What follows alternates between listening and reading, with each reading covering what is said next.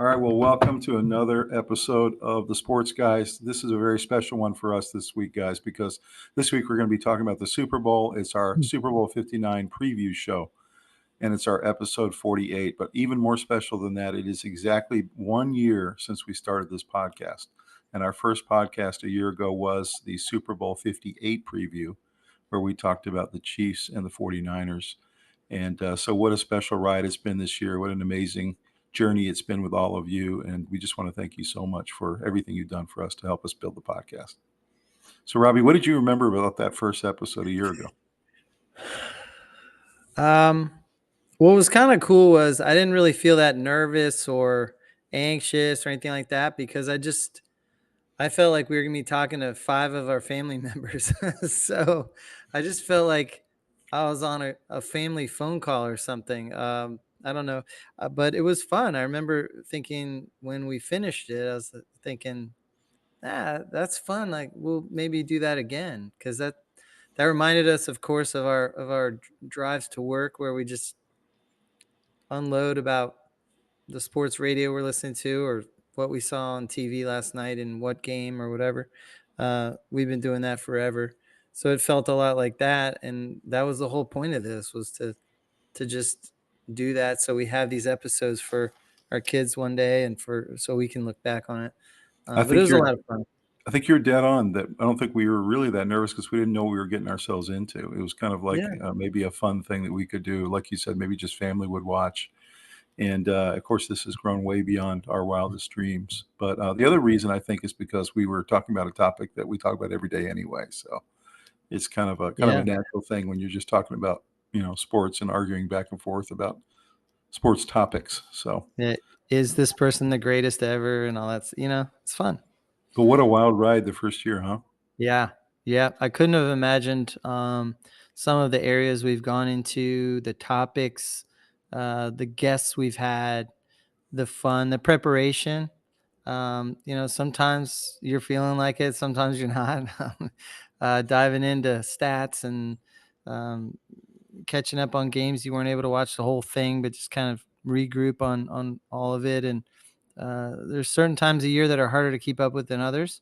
And it's just been a wild year of growth, and we've enjoyed it. It's been a lot of fun. It's such good sports going on. We watch sports our whole lives, but this year particularly seemed like one of the better ones in the whole cycle of baseball. Was legendary to, college football season was amazing and interesting and different. And now we're wrapping up the finale, coming up to the NFL season, and around the corner is all kinds of cool stuff, so really good year that we were wrapping up here. It's been fun to watch you. It's been fun to watch you grow into this role too, Robbie, because you're the color analyst of this channel and you're the stats guy. And so often, even when I come to see you, sometimes you're sitting over in your chair and you've got, your phone going and your iPad going, and you've got a big pad of paper and you're writing stats out. And it's just been fun to watch you kind of grow into and take seriously the role that you got on this channel. So it's pretty fun because it's working without feeling like you're working. And there's very few things you can do that. Like most work feels like work, you're watching the clock, can I leave early, and this is no one telling us to do anything. It's just, we want to gain as much knowledge as possible so we can talk about it. So it's fun.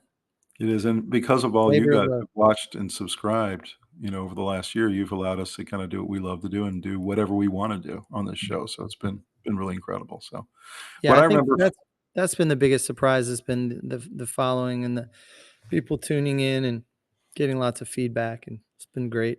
What I remember from that first show is, we weren't really that prepared because we didn't really know how to prepare. And so I look back at that episode. I actually enjoyed watching it. I did recently.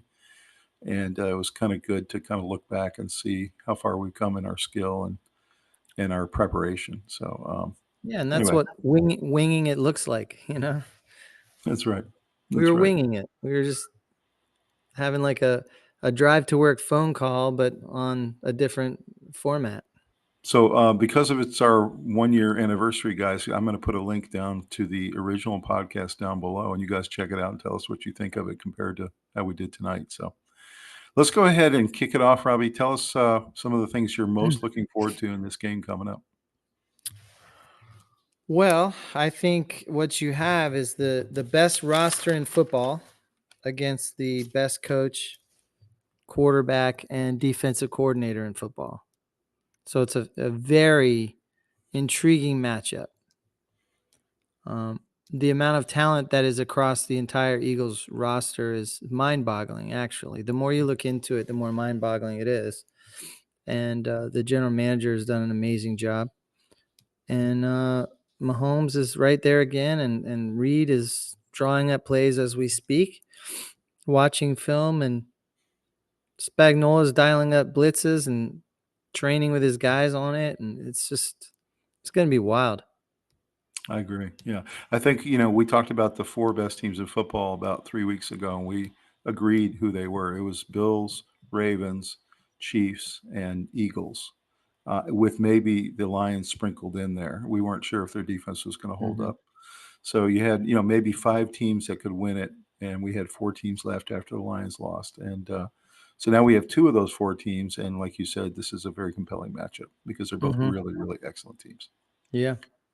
And I agree with you. I think one side has a decided quarterback and coaching advantage, and that's the Chiefs. And then the other side is just deeper at every position and has, of course, the better running back, the better weapons at wide receiver. Better offensive and defensive lines. And then the other question is going to be, can the Chiefs stop the tush push? Because you're going to see it a lot in this Super Bowl. And if the Eagles make that 6 for 6 or 7 for 7 or something like that, it's going to be really, really tough for the Chiefs to win that game. So a lot of intriguing matchups here. I do wonder sometimes if the Chiefs are going to be able to get the pressure that they need to get on Hurts. If they do, I do believe Hurts is going to make the mistakes and Mahomes is not. I believe that very strongly.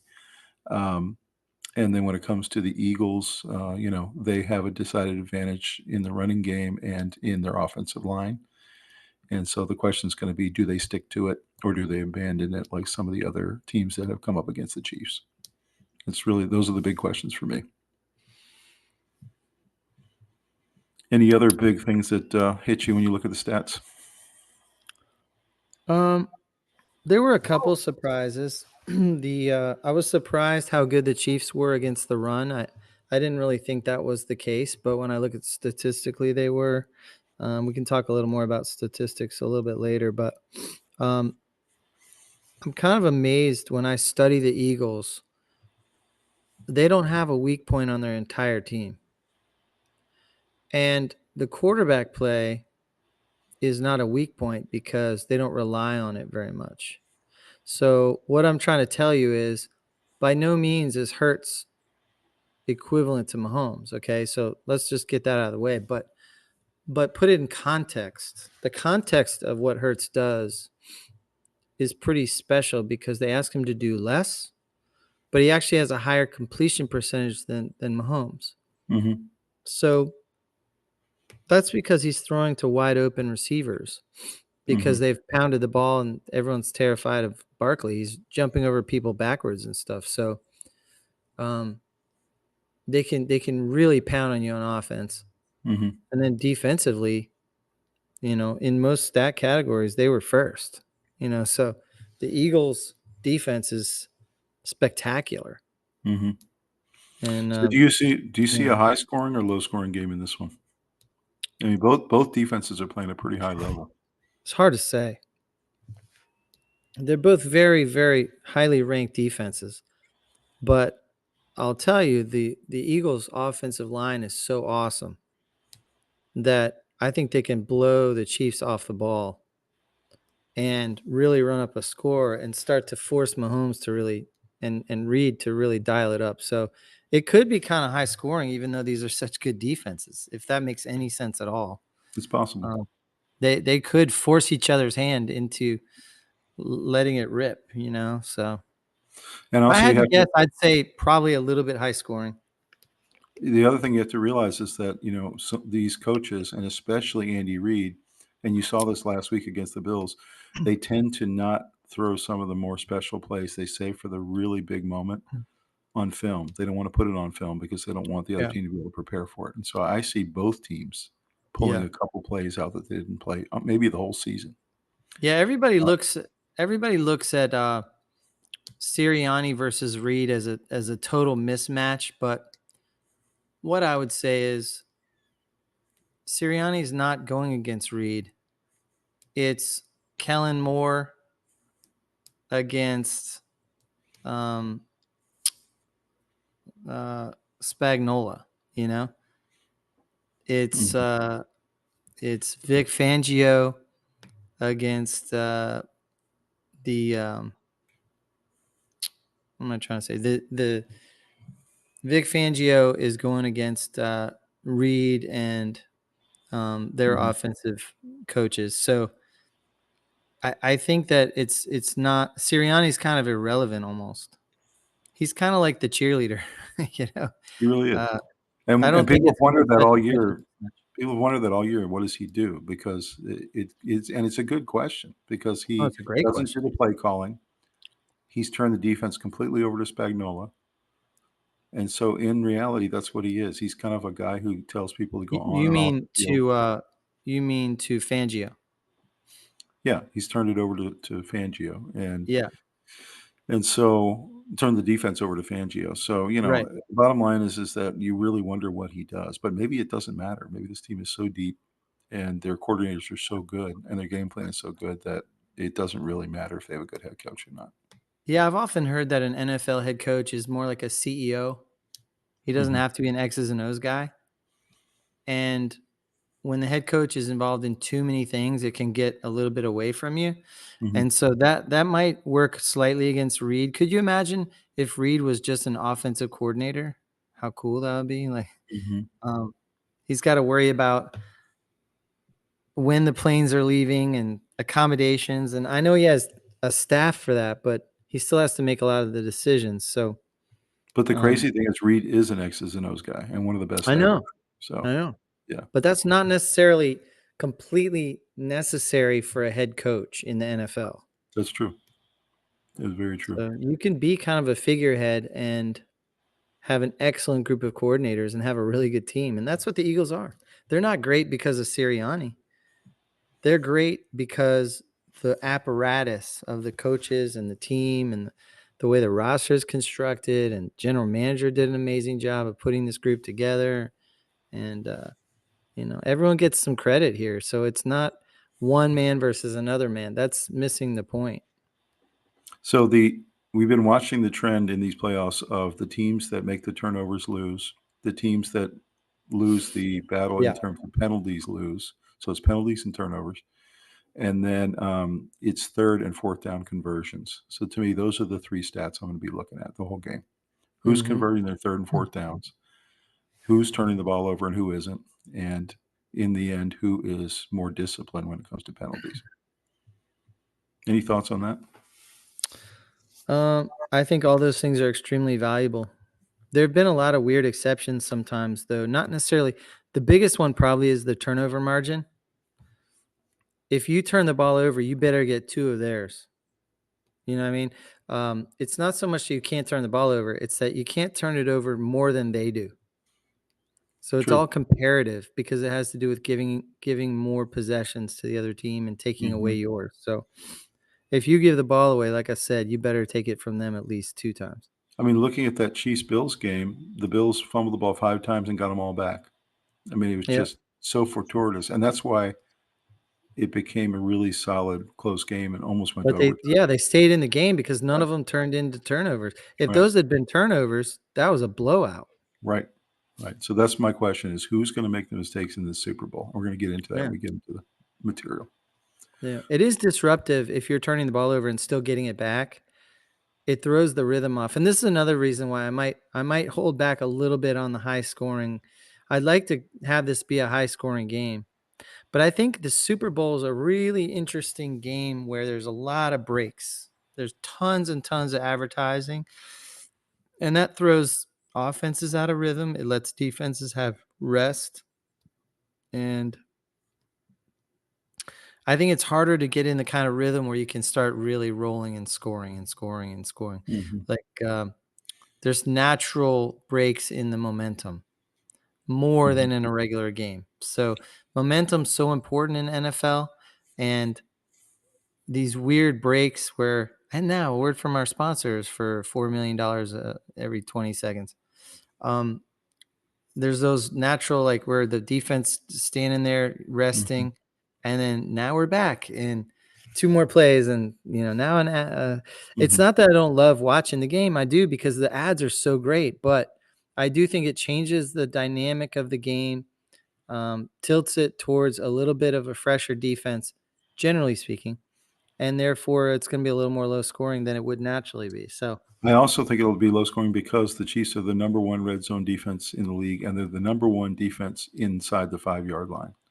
So yeah, they're really, really solid. They're really hard to score touchdowns on inside the red zone. And then the Eagles are a top 5 defense in the red zone. So, yeah, I think there's going to be a lot of bend, don't break. I think there's going to be a lot of field goals early. You may see like a, you know, 12-9 type game in the first half or something with a lot of field goals. And then I think you'll see some touchdowns in the second half, something like that.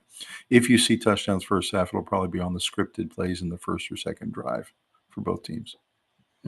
When I But saw the Ravens and the Lions go out, I felt like the Chiefs had an open path to getting a third Super Bowl. But as I've studied it, there's a lot more to it than that. So I feel a lot more conflicted than I did 2 weeks ago. I mean, the key person in the game is not Patrick Mahomes. No, It's Saquon Barkley. Saquon Barkley. If he can have a monster game, they can win. Yep. If he has a subpar game, let's say he has 85 yards and a touchdown, it's not going to get it done. Right. Imagine if the Chiefs get a lead, they can't run the ball and run the clock down, you know? So they're going to let the Eagles hang around. If the Eagles get a lead, they have a defense that can create problems. So it's not a slam dunk that the Chiefs and Mahomes and them are just going to run away with us. But if you see Saquon start taking off for 75-yard touchdowns, going the distance kind of thing, like he did against the Commanders, I actually don't think it's going to happen. But I think if he did, then you'll see a completely different dynamic, and you'll see the Chiefs on their heels in this game. So let's go ahead and take a look at the material. All right, well, next we just want to take a word from one of our sponsors. That's Jersey Mike's. They're sponsoring tonight's special episode.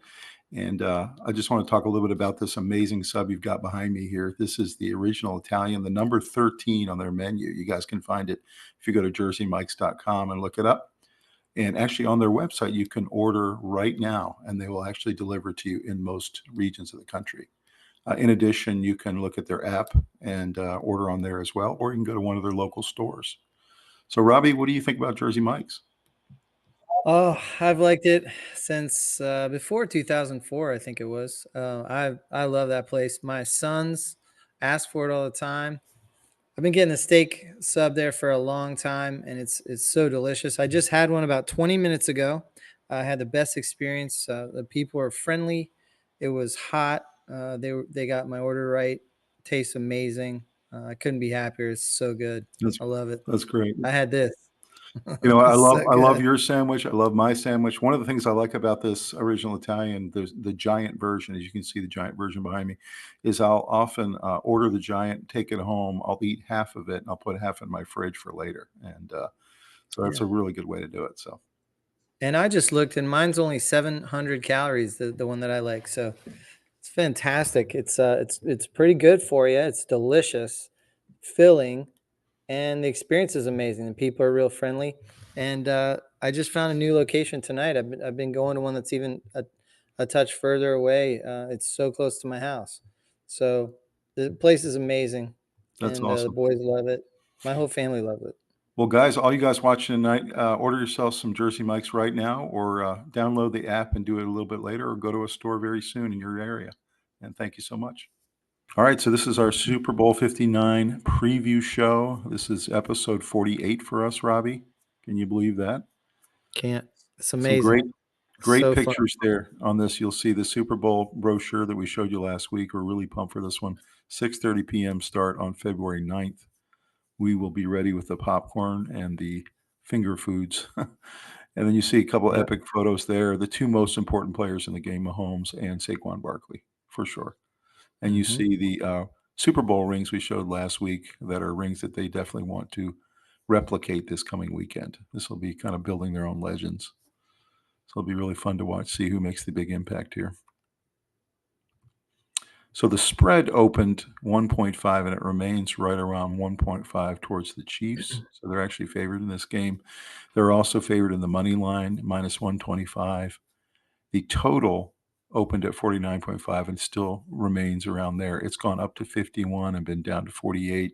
It's kind of fluctuating a little bit right now. It's I looked at it about 15 minutes ago, and it's at 48.5 right now. Yeah, it's fluctuating between 48 and 51. 49.5 is around where it's going to settle in, it looks like. So the question is going to be, that's a pretty good number when you look at whether it's going to be low scoring or high scoring. That's right in that kind of center area of a 27-24 type game, which is what I think it's going to be, by the way. Probably right. Any thoughts about this spread, this money line? If you were walking up to the window right now, where would you be putting your money? I don't know. I think that's probably right. 27-24 or somewhere in that area, which is not extremely high scoring. I think the defenses will get some takeaways and possibly give the offense some freebies. But then also defenses are going to make stops. So should be pretty tight game. 1.5 points is pretty tight. And I think that's right. I think it's hard to figure out what this clash of Titans is going to do.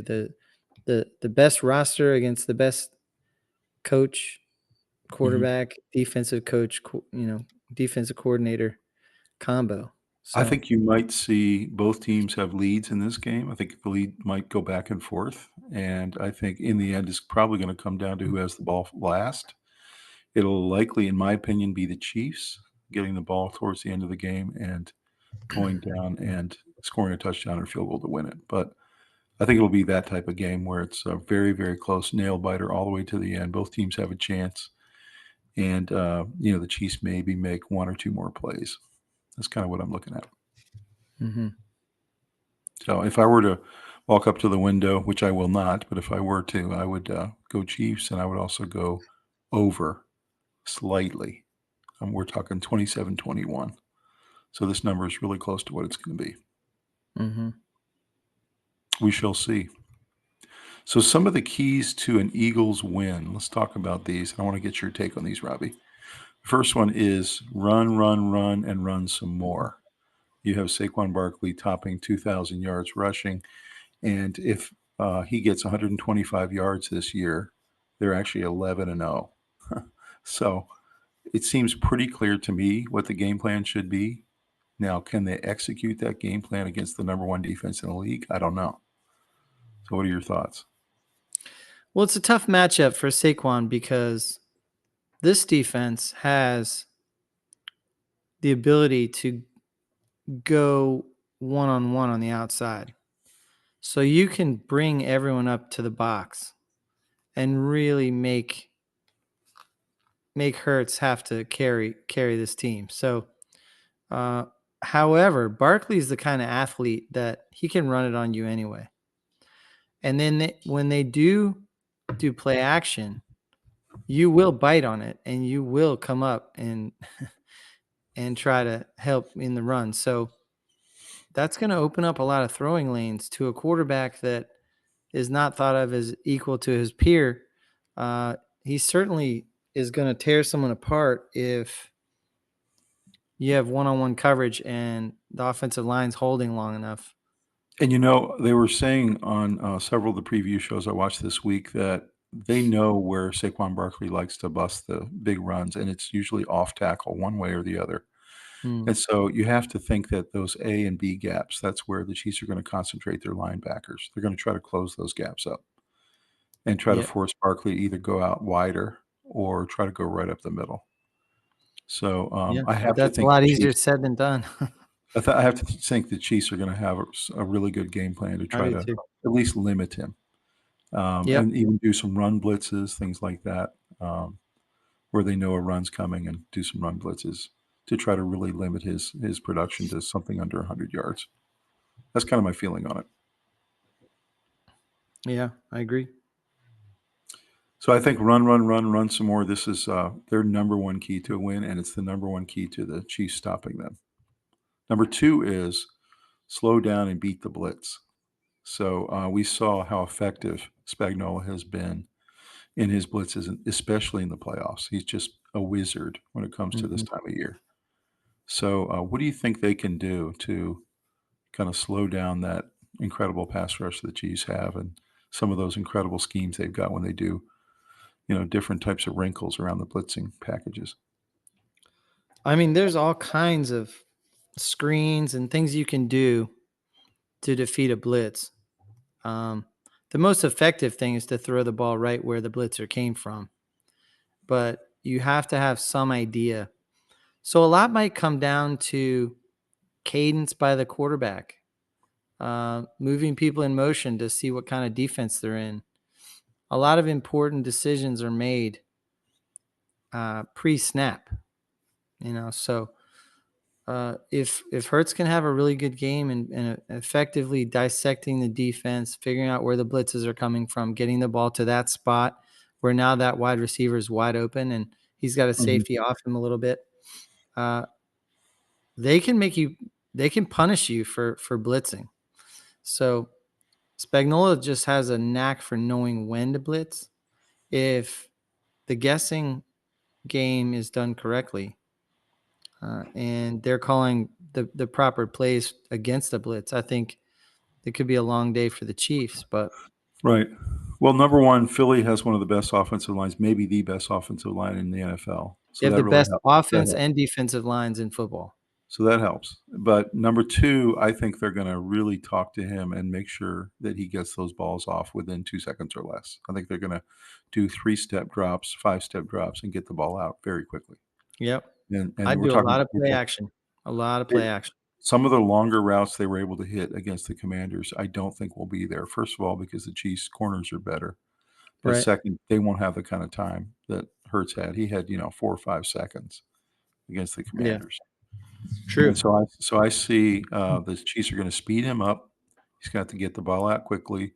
He's going to have really good tight end play from Goddard and have some real crossing routes with A.J. Brown and Smith. And that's how they're going to beat this blitz. That's the only way they're going to do it. And also some draws with Saquon.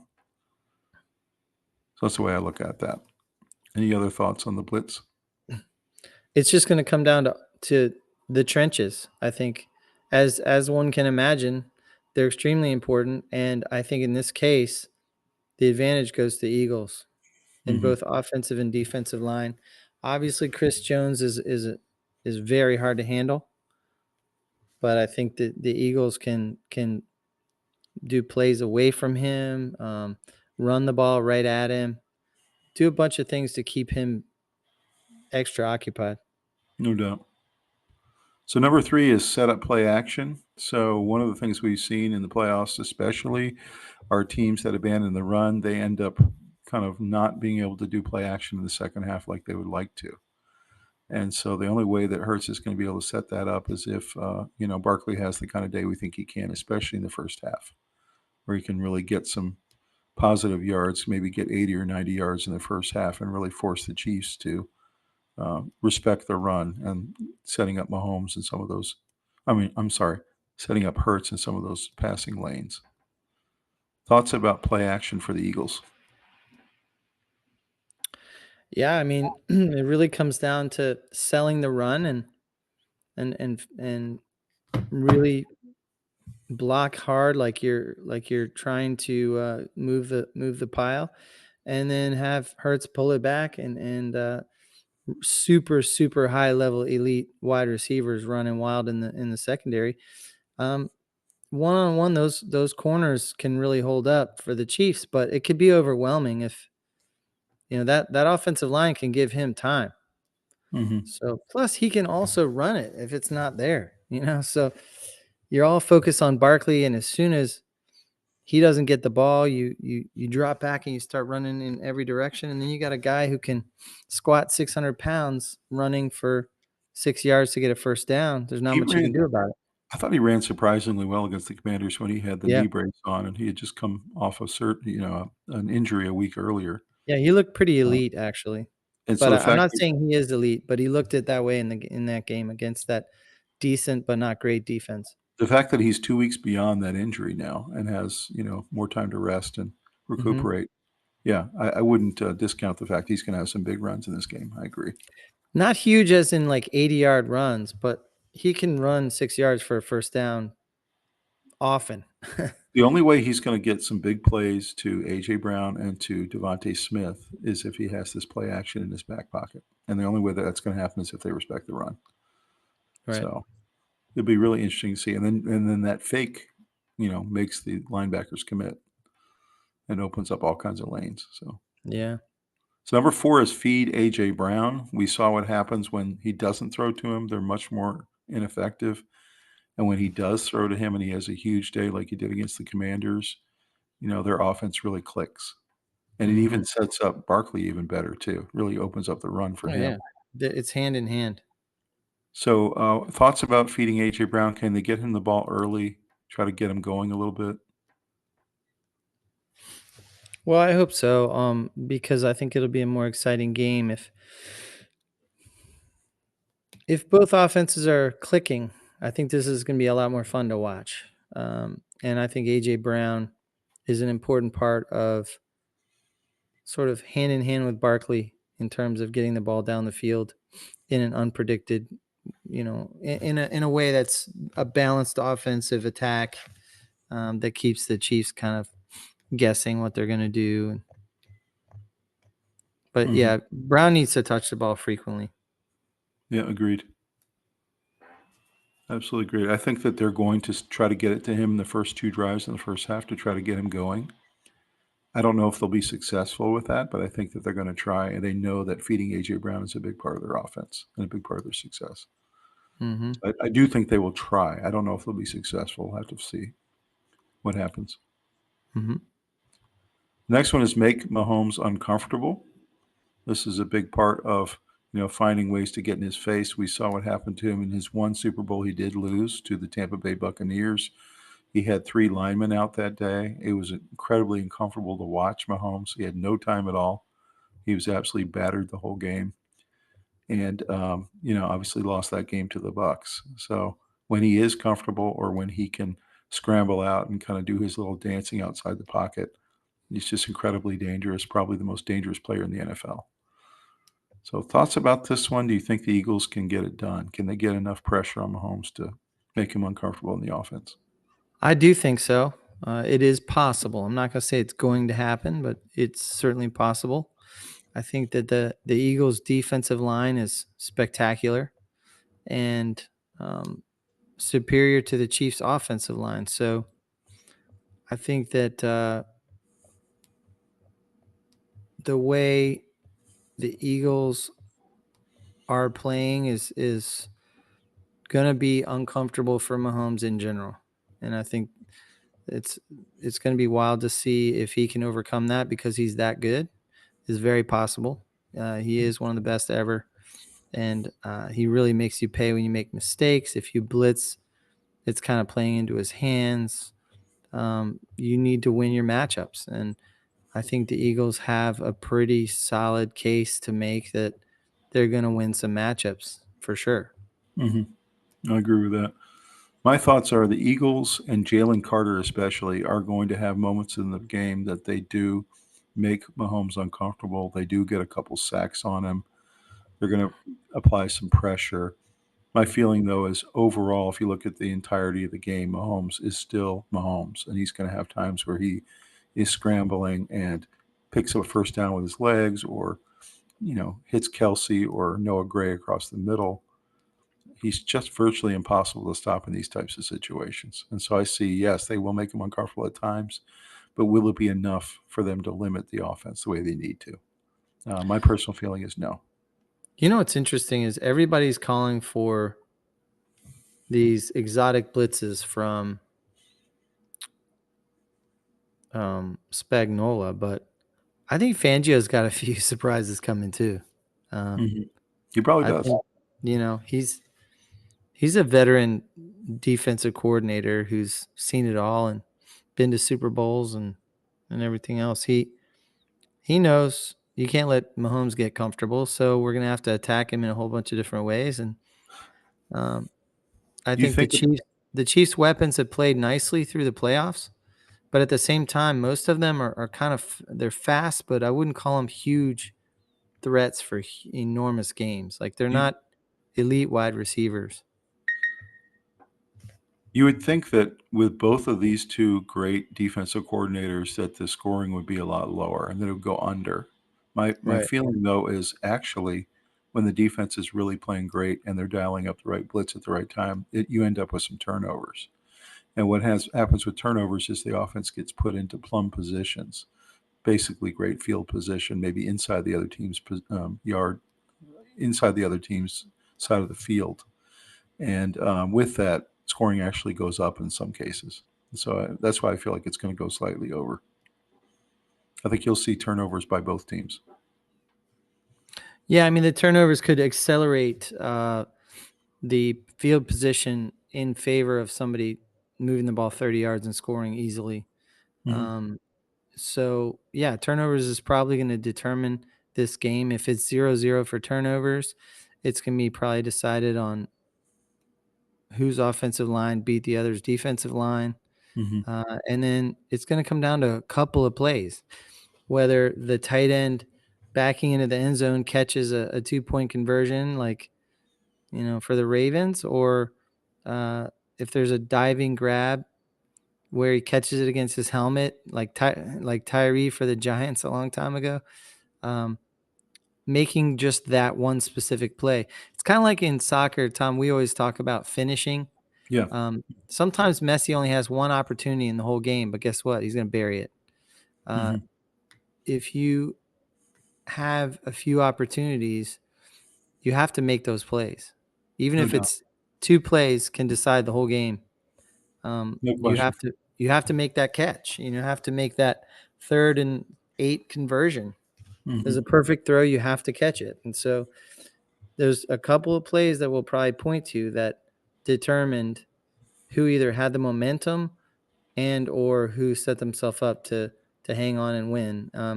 You don't want to be 3 points ahead and have Mahomes have the ball and have 2 minutes and the ball in decent field position. They're just Right. gonna, Right.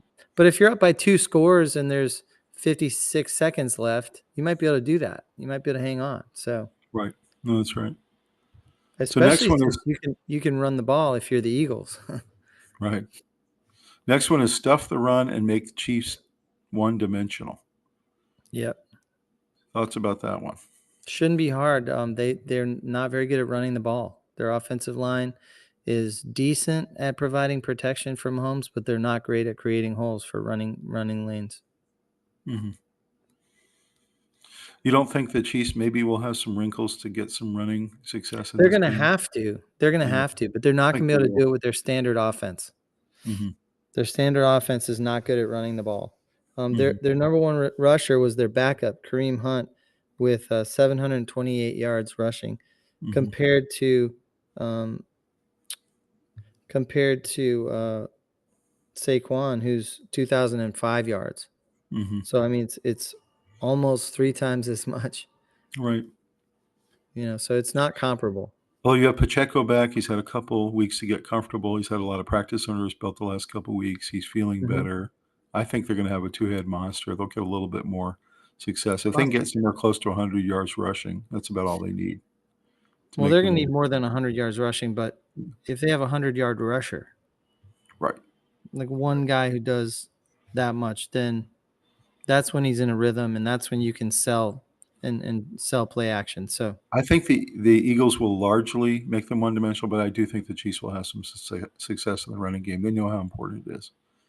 So we shall see if they can get this one done. The next one yeah, is win the time of possession and convert 3rd and 4th downs. Thoughts on this one? yeah, I mean it's incredibly important. 3rd down conversions are so important to keeping drives alive, keeping the defense on the field, and keep tiring them down. Um, there's a lot of ways these mobile quarterbacks can convert on third. They just have to be really smart in their decision making and protecting the ball and not putting their team in position where it's too far to go for it and you got to punt. Fourth down is iffy for me. I don't love fourth downs. I don't love going for it on fourth. There's certain circumstances where I think it makes some sense, and there's others where I don't. So I depart from a lot of the intelligentsia of NFL statistics people. Stat people seem to me like they're totally sold on going for it on fourth almost all the time, and that field position no longer matters and things like that. So I'm more old school. I think you run more than what we have been as a league. You protect the ball, you protect your leads, you take as much time off the clock and tire down defenses. It pays dividends in the second half. And it tends to, people who are tired tend to get injured more. So you have a lot more people sort of limping off, and because they're not hitting with the kind of ferocity that keeps them healthy. True. And so I don't know. I'll tell you, the third and fourth down stat is one of the biggest ones. We talked about that a little bit earlier, but the time of possession one's big too. And it's big because you're trying to keep the ball out of the hands of a major all-time star in Patrick Mahomes. There have been tons of games this year where time of possession did not tell the story. That is true. But it will always tell the story if there's no other exceptional thing that happened. So, like, for instance, you could be leading time of possession, but you had 3 turnovers. The other team had 0. You're still going to lose. Right. There can be extenuating factors that undo the time of possession advantage. But generally speaking, all things equal, and no turnovers, and both had the same red zone attempts and all this other, if everything else is the same, you want to win that stat. You want to hold the ball. And you want to keep the ball away from the elite player, which is what they're trying to do with the ball away from the other team's offense and keep their defense on the field getting more and more tired. It takes more energy to play defense than it does offense. You know where the play is going on offense. You can fire in the correct direction. You're not reacting. You're acting. You're moving forward. You're attacking a certain spot, or you're doing something, and it takes a lot of energy, but not like as much as defense. Defense, you have to be ready to throw your head in there, dive, shoestring tackle, do whatever you got to do. It takes a lot of energy to play defense, and if you're on the field for long drives, you're wearing out, and it's the only time. The only other time possession doesn't work is like in the situation with Washington, where they were doing 17, 18 play drives and taking up 2/3 of the quarter and only getting 3 points. And then, of course, the Eagles are scoring on the first play of the drive, 70-yard touchdown. So, that can skew things as well. In the end, time of possession is fantastic, but you have to convert it into points. You've got to do it at the end of every drive. But I'm of the mind of momentum. So I want to get at least a field goal. I want to kick the extra point. I want to keep that momentum for the entire score and all its aftermath going forward. I can't stand when my team scores a touchdown and then they go for 2 and get stopped. It feels like anticlimactic, depending on the circumstances of the game, but it feels like you've self-inflicted wound right as you got a huge payday or something, And we watched the Bills do that last week. They lost 2 points, very big points on two two-point conversions that went down. Yeah. So yeah, it's that's a really good point. So last one here is Hurts pick up some first downs with his legs. Yep. Thoughts on this one? It's going to be important because I think the Chiefs defense is going to be running all over the place trying to keep up with these elite receivers, and there are going to be gaps as this offensive line pushes the defenders around for the Chiefs. There's going to be some openings, and he's going to have to keep the chains going and tiring them out. And I think Hurts is not a valuable rusher, but somebody who's a safe option. He's powerful. He's not a real runner per se, but he's a good, pretty athletic Hmm. guy who's powerful. So um, I'd say that him picking up some first downs is not only foreseeable, but necessary for their victory if they're going to win it. No question. He probably gonna have to pick up 3 or 4 at least to keep drives going, I would Yeah, think. or dump it to a running back, and there's so many different ways that that play could result in And he always seems to have a big, positive. touchdown run or 2 as well, and that always really helps their score line, of course. Well, yeah, he does the tush push better than anybody. So Right. yeah, that's usually on the goal line. So that's gonna Or be he has the little 30-yarder like he did against the Commanders. He yeah. scores He in the occasionally 30. gets that, but you don't really count on that too much. You're Mhm, hoping that he can run the ball enough to do first downs, and then keep the a fresh set of downs coming so that you can re-engage Saquon and AJ Brown, and then just keep using your other weapons as well. mhm. Keep the defense just saying, I don't know where it's going next. Well, we will see, coming up on Sunday how many of these 8 keys to the game the Eagles can actually pull off, and we'll see Mhm. what the result is. Let's take a look at the Chiefs, their keys to a win. Mhm. The first one is elaborate blitz packages. When you blitz Jalen Hurts and he gets pressured this year, he's number 37 out of 37 in EPA per attempt, in success rate per attempt. He's 33 out of 37 in sack rate, and he's 32 out of 37 in YPA, yards per catch. So he's basically horrific when you can blitz him and when you can put pressure on him on a regular basis throughout the game. He's literally one of the worst quarterbacks in the league. So, any thoughts about what Spags is going to bring in this game? I mean, this is all the marbles. There's nothing that you hold back at this point. I think they're ready for a lot of blitzing, and I think Spags is going to mix it up. But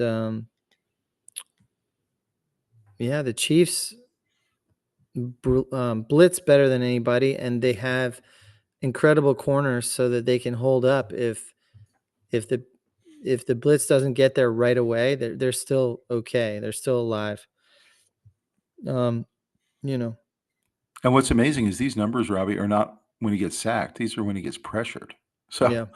the Chiefs are going to at least put pressure on, whether they get there or not. So is Hurts going to be able to work his way through this situation? He's not I think playing, one of the lower end teams. no, I think it's going to be an interesting.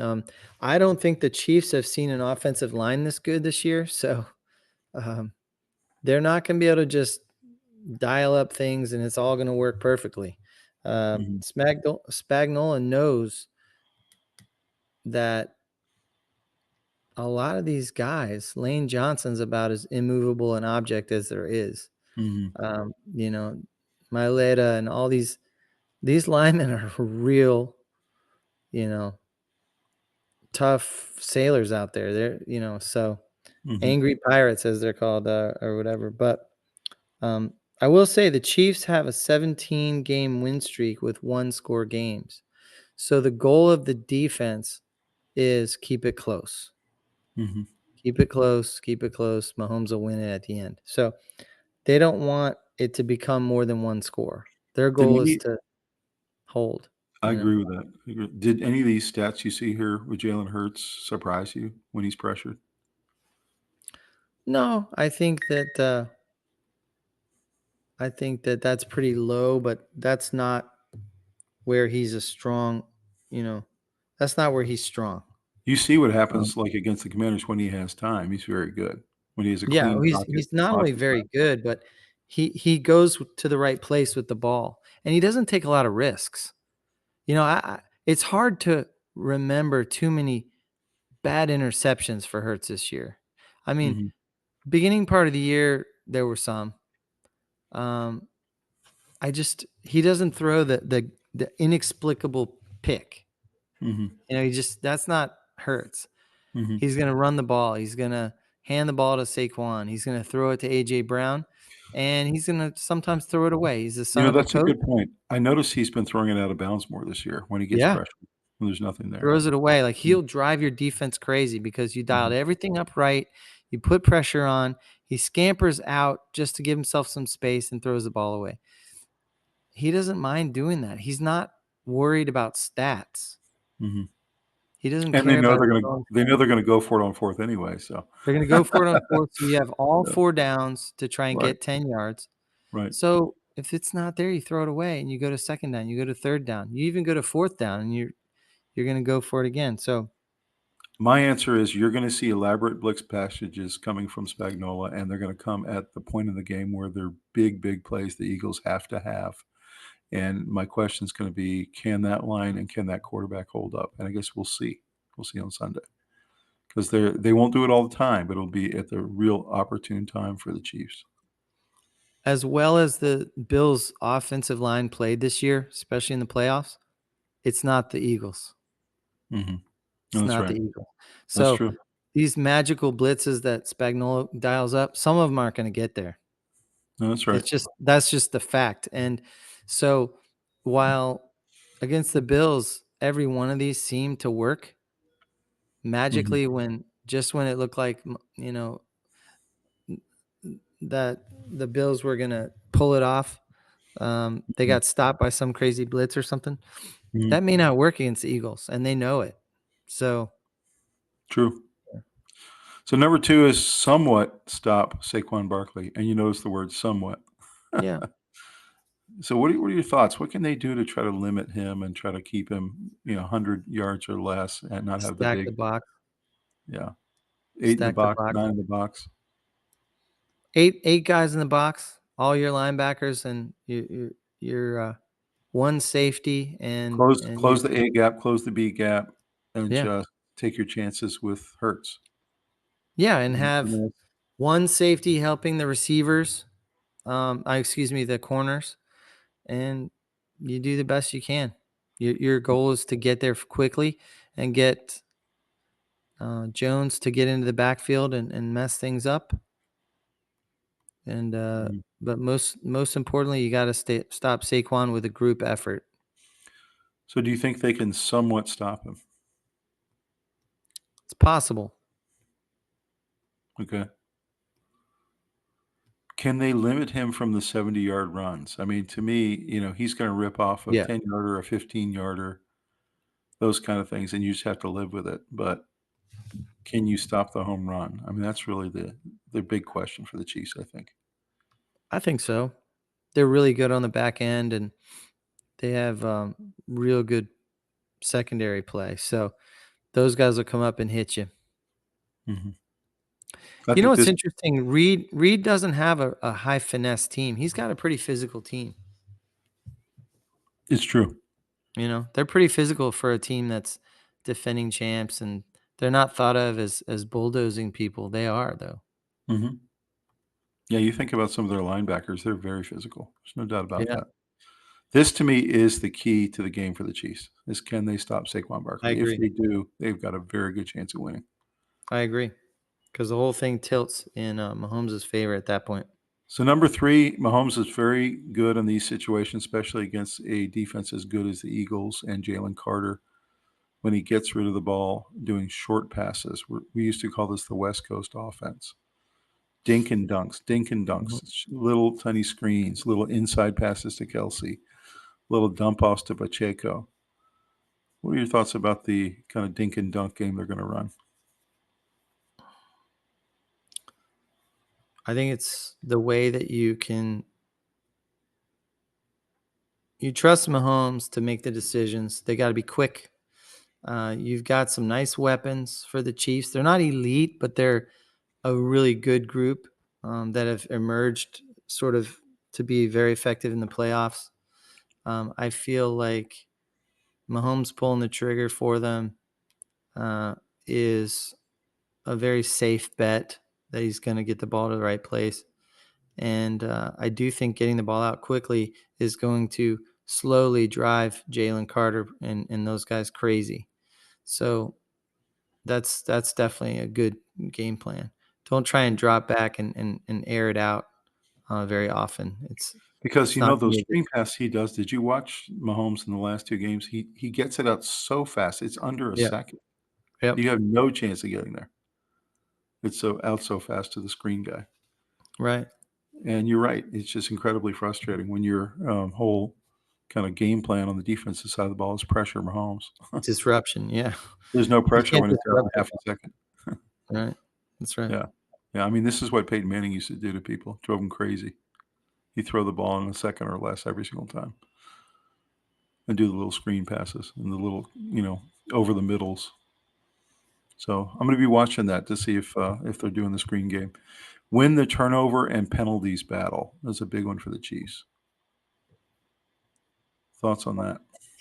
Yeah, I think the turnover battle has been very epic in this playoffs, leading to the Super Bowl. I think that will continue. I think penalties can also crush your momentum, but nothing is as intense as turnovers.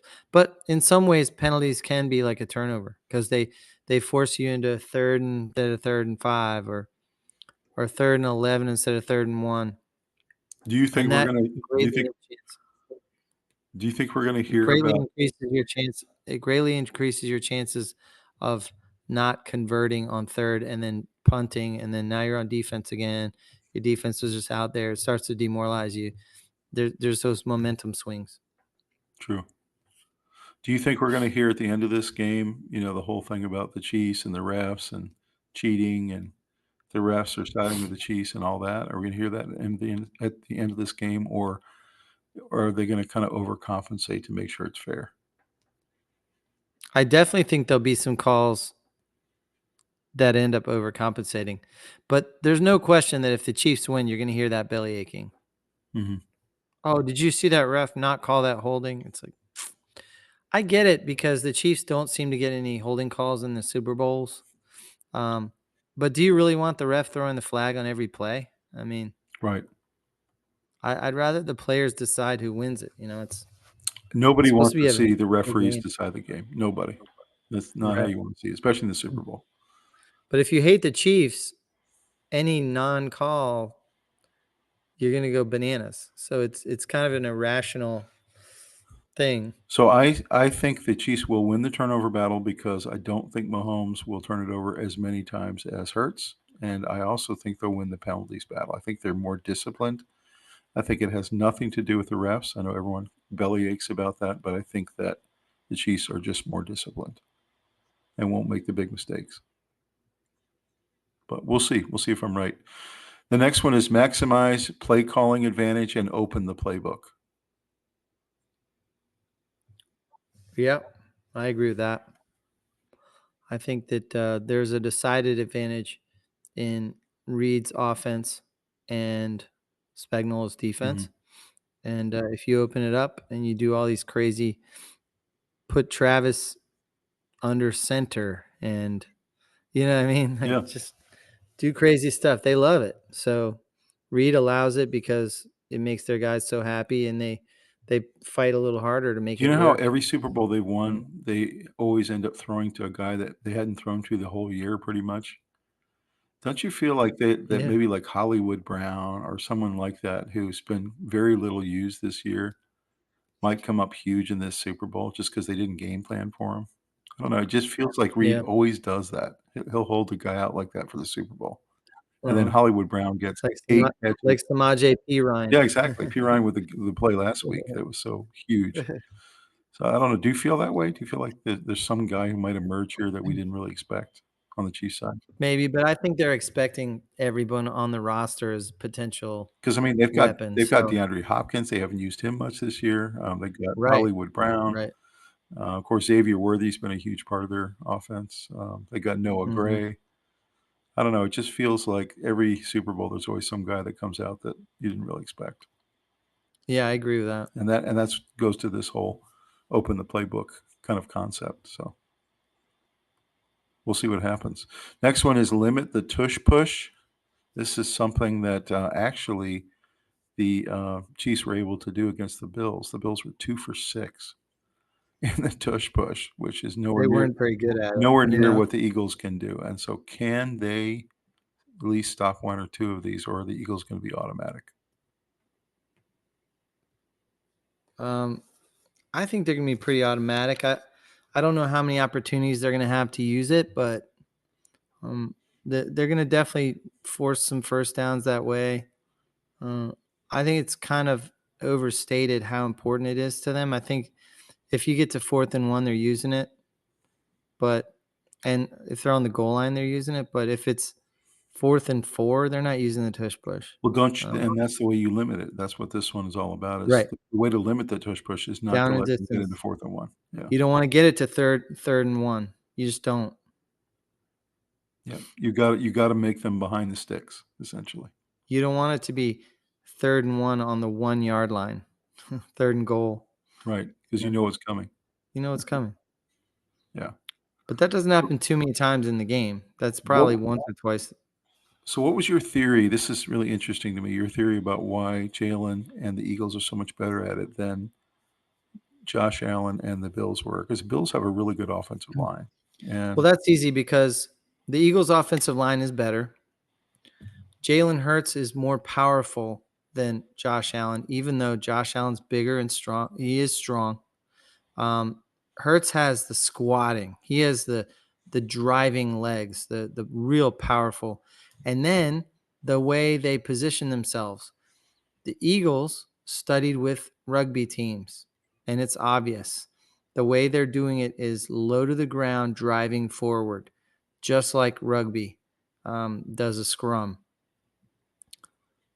The Bills take the play out of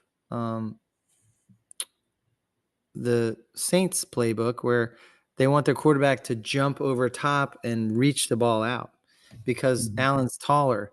But when you go high like that, you're not only doing a bigger target for the defense to hit really hard, but you're also not driving it forward low and creating leverage. So you lose all your leverage when you go high and you're trying to drive forward against guys that are lower than you are. They're going to win.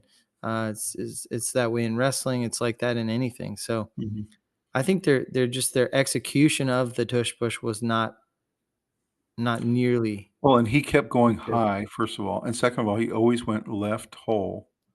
So literally everyone in the world knew he was going high and he was going left hole, and so all you had to do was just study that. It was so predictable. Whereas Hertz goes both sides of the center. He'll go low, he'll go high. Sometimes he'll jump over. He mixes it up even more than Allen does, but mainly he goes low most of the time, and it's just really hard to stop. More effective. Yeah. So I have to think the Bills are going to continue to try it next year, but you watch, they're going to find a way to make it more effective because the Eagles do it the best. Mm-hmm. Can the Chiefs limit it? I don't know. We're going to find out.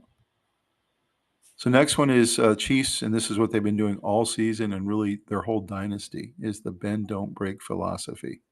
They have the best red zone defense. So you can get down to the 20, you can get down to the 10 on them, but they're going to try to force you to kick a field goal or maybe turn the ball over on downs. So thoughts about the Chiefs' bend don't break attitude? I think that it works well for them because they know that they're going to have their opportunity somewhere during the drive to either call up a crazy, awesome blitz or let Jones run wild and really wreak havoc and drive your team out of field goal range. Or if you're bending but not breaking, you're still providing yourself more opportunities to put a stop in there. So yeah, they're fine with giving up 10 yards here, 5 yards there in the middle of the field. They're just kind of waiting for their chance, waiting for their opportunity to put a stop to the drive. And they're fine giving up field goals all day. So yeah. But That's let's not kid ourselves. The Chiefs can't get in a huge scoring exchange. They don't have that kind of offense. I think this somewhat stops Saquon Barkley and the bend don't break. Those kind of go together. In the end, they've got to limit Barkley, they've got to limit points, and they need to not break in the red zone. That's the key to the Chiefs' defense. Yeah. And the elaborate blitz packages come at the right time in the game when they need it. So last one here is force Jalen Hurts to beat you. We talked a little bit about this one. Is this something you think they can do? Can they get this into a situation where it's up to Hurts and it's in his hands to win the game or lose the game? I mean, I think if the Chiefs get a nice little lead, the Eagles are going to panic and throw the ball more, and that plays right into their hands.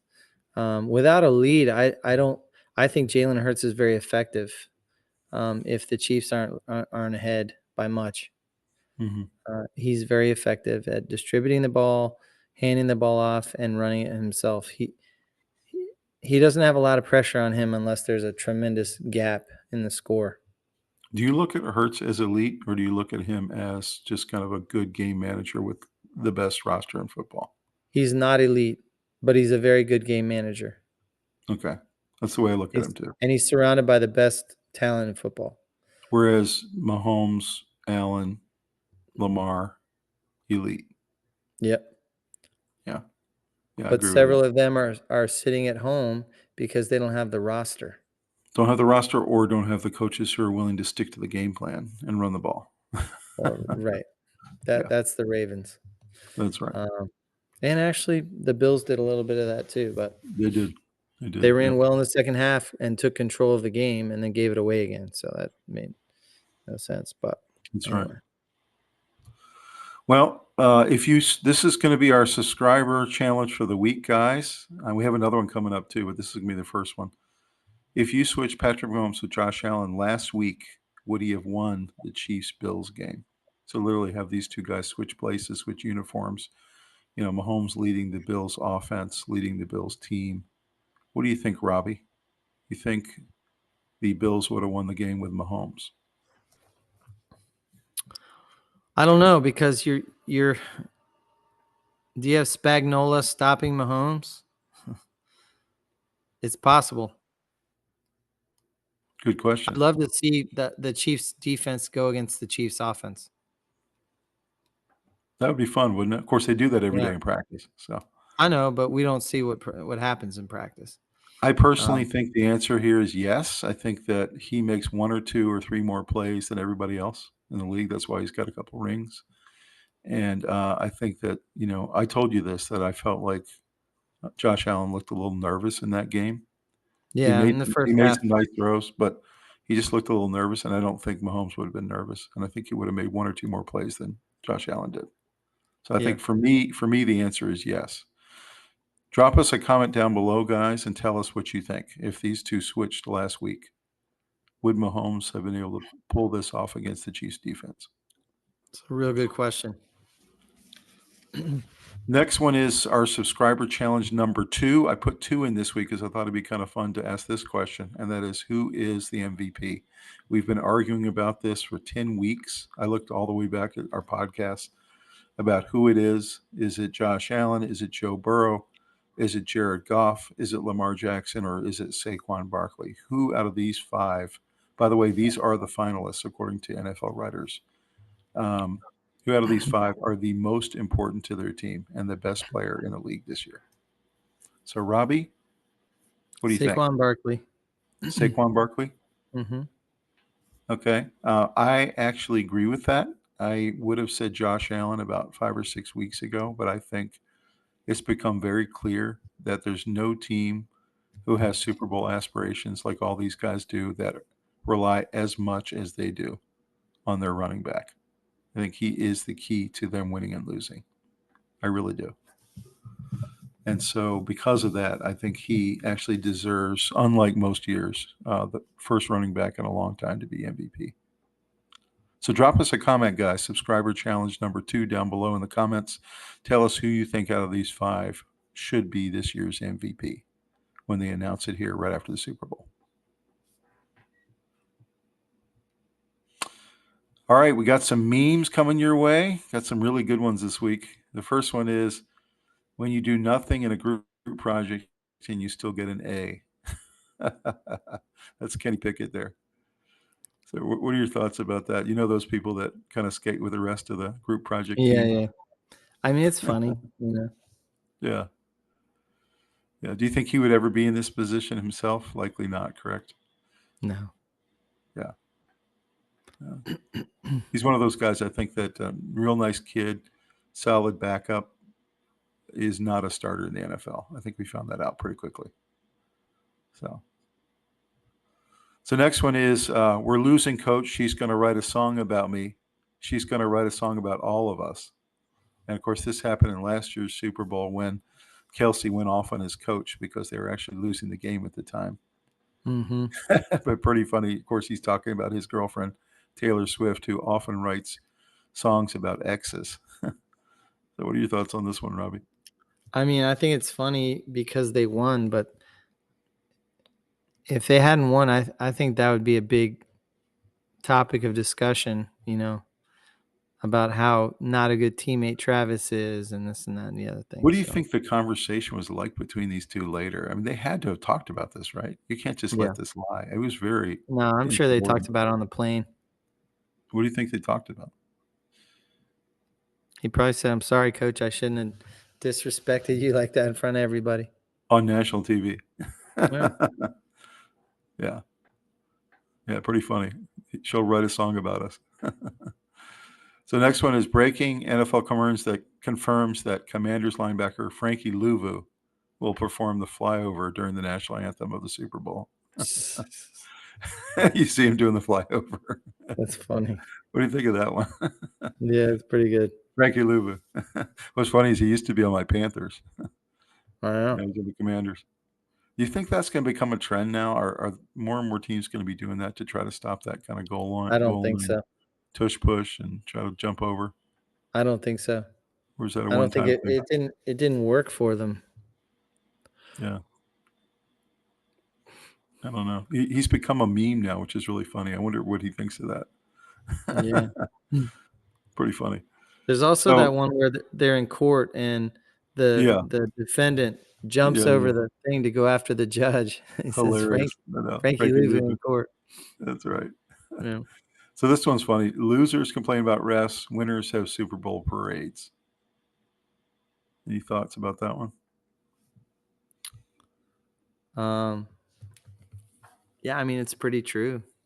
I'll occasionally complain about the refs, but at the end of the day, most of the time, they don't decide who the winner is. True. There's a bunch of plays in the game that decide the winner. It's not the final play. That's true. The complaining about the refs every once in a while, it's legitimate because there's a really bad call. But for the most part, with replay, we usually get it right these days. Yeah. And so the complaining really gets tiresome because it's people that are kind of haters on the team that's dominating right now. Right. This used to happen to the Patriots all the time. So. And there's an irrational, quick judge of any call that's not against the Chiefs, and they assume there's some kind of bias and it's rigged and the NFL scripted, and it goes too far. It's not. I mean, do you kind of roll your eyes now when you hear this kind of stuff? I don't know. Yeah. I'm just getting tired of it. Yeah, and I've even pointed out where I thought they were calling on behalf of the Chiefs, but enough already, Yeah, that's right. So this one's pretty funny. Everyone who's not a Chiefs or Eagles fan, this guy's walking along and he essentially refuses the free tickets to the Super Bowl. So do you think this is kind of how people are still feeling, or people start? That's not quite true. I think people are getting excited because it's the last football game. You got to dive in, full throttle. Let's go. Great offensive, or just great roster against good, the best coaches and quarterback combo. It's going to be a good one, man. You're going to have 100 million people watching, right? People love the commercials. Yeah. I think it's going to be a really good game. And should be. It's a celebration of NFL football. That's what it is. Yeah. So, but I do think this is kind of funny. There's a frustration there, it's funny, especially about the Chiefs. So. Yeah, it's a funny idea and funny meme, but yeah. Next one here is I don't want the Eagles to win. I just want the Chiefs to lose. mm-hmm. That's that same kind of vein. Yeah, some kind of vein of people who are like, can both of them lose kind of thing. The next one we got here is nobody tell him. How cute is this dog in the Bills uniform? Nobody tell him. Yeah, it's hard being a Bills fan. It is. Although I'll say I'd rather go to championships and lose than sit where the Dolphins have been for the last 30 years. Isn't this dog cute though? Yeah. You got to get Eddie a Dolphin jersey. I He looks think sad. I should. it would be so good. Bo Jackson, Deion Sanders are the best pure athletes in all of sports. I wanted to get your take on that. It's debatable, but I think that's probably true. I think I mean, have you ever in the seen top video 10. of Deion dunking? Like he's a pretty good athlete. Yeah. Yeah, and Bo Jackson was just ridiculous. I mean, Yeah.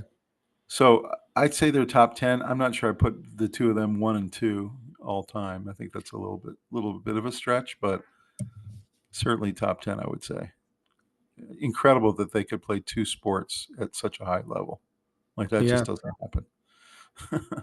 So they're definitely in there for sure in consideration.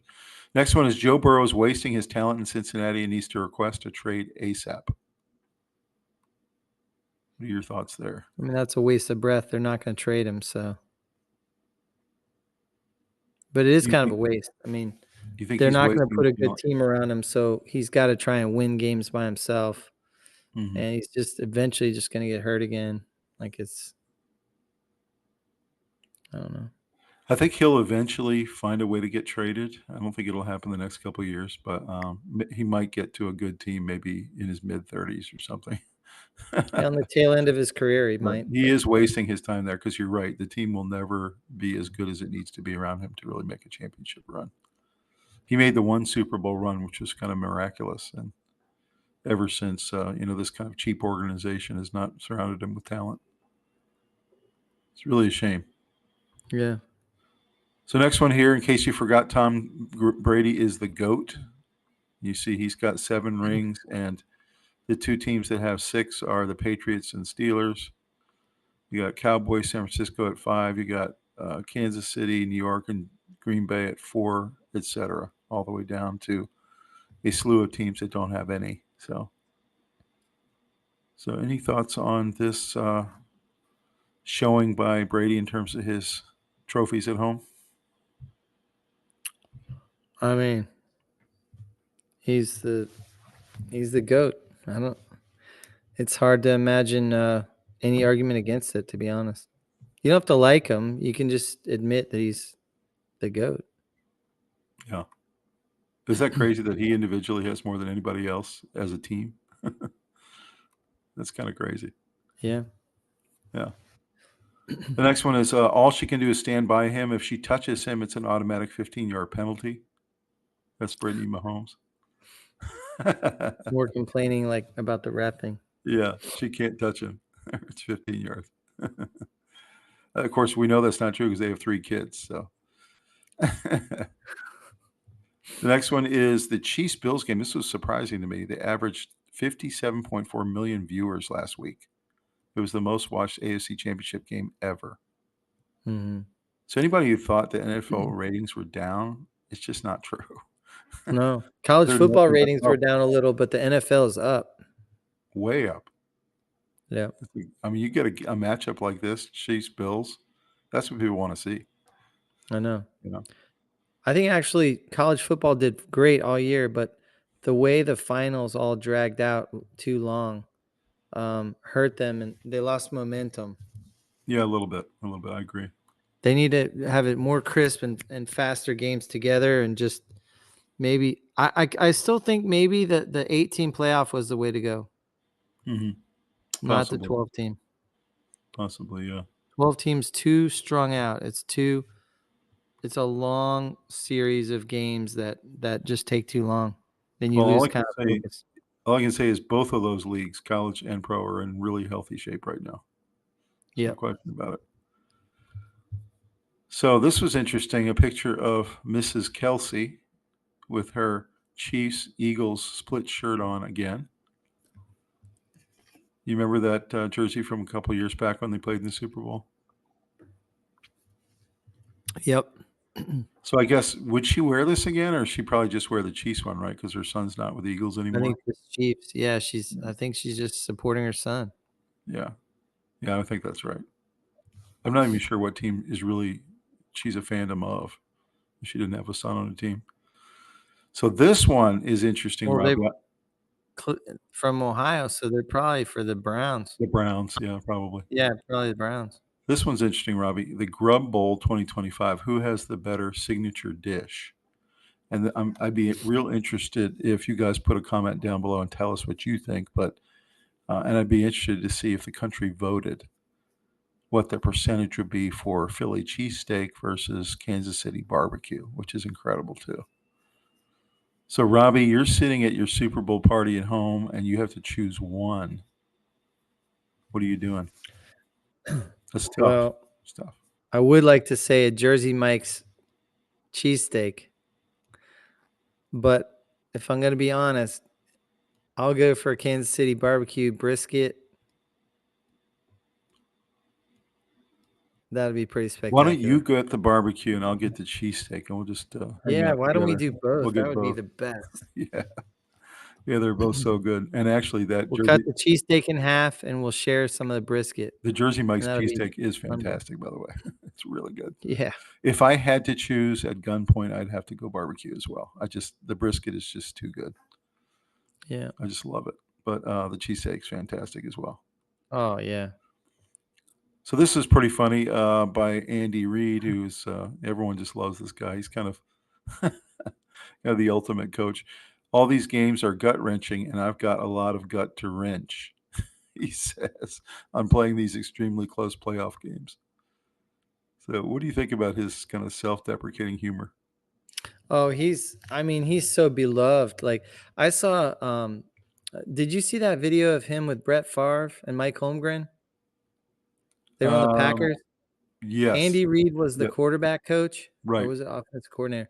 Anyway, and he was asking Favre what the heck Favre just did. And he said, I'm going to have to take the heat for this. And Holmgren came over and yelled at him. And he said, sorry, I sent in the wrong package. But he was just taking the heat for Favre, who had not done what he was told. Right. And Favre said, I love you, man. I love you, man. Reid is a guy that the players love, and he goes to bat for him, and he takes the heat even when it's not his fault. And that video showed you a lot about how the why the players love him so much. You can even see in those commercials he does with Patrick Mahomes. You can see how much Mahomes look at him as like a second father. Like they're just so close. I think that has a lot to do with their success. I really do. And the commercials show his humorous side. So he's a real human. He protects his players. He's brilliant, and he's pretty funny. And so he doesn't shy away with the fact that he doesn't shy away from the fact that he likes to eat. Yeah. So yeah, he has a little bit of that Ditka quality. He's like the modern day Ditka. Yeah, not as intense though, but super genius. Like he's like a real genius. He really is. Offensive plays and true. So next one we got greatness. Patrick Mahomes, his career as a starter. Year 1 AFC Championship, Year 2 Super Bowl win, Year 3 Super Bowl but loss, Year 4 AFC Championship, Year 5 Super Bowl win, Year 6 Super Bowl win, Year 7 Super Bowl. So like, has anyone ever had a start like this? Like even Tom Brady didn't have this start. This is the greatest ever, right? Yeah, I mean the Steelers did 4 and then kind of fell apart. I've never seen anything like this. He's never not been to the AFC Championship game in 7 years. He's catching Brady quickly and in much shorter time. Brady, by this stage, Brady was just winning his first one. Right. Well, that's part of it. But think about that. Brady even had some bad years, where he didn't make the AFC Championship game, or when didn't win the division, or right. So it's just interesting to think that he's had this start to his career, and probably has 12 years left. So I don't know. It'll be really interesting to see what happens. Yeah, it is greatness. It's watching greatness, watching history. So last one here is Nick Wright, who we watch a lot on Fox Sports 1, and he did his Mahomes Mountain, the final one of the year. And this is the one that looks at their NFL careers in general. And, he puts on Mahomes Mountain, usually Mahomes at the top, but this one looked at total careers. and he's got Brady on top still because of his 7 rings. He's got Mahomes and Peyton, a close number 2 on row 2. Below him, Rodgers, Warner, and Breeze. Below that, Lamar, Big Ben, Stafford, and Allen. Below that, Eli and Rivers, Cam, and Ryan. Oh, and Russ. So any thoughts about this Mahomes Mountain all-time careers? I have a couple thoughts about it, but I'd love to I get mean, I don't yours. know if I'd put Warner up there, but I mean, I think Montana should be where Warner is. I don't know why Montana's not on that 3rd row. I mean, don't I you think I think? would drop Manning down into Warner's spot and put Montana next to Mahomes. I agree. I would move Warner down. Don't you think Aikman should be on this Mahomes Mountain? Yeah, Aikman He's should be there. got 3 Bradshaw. titles. I mean, is this just championships? Because Marino should be up there.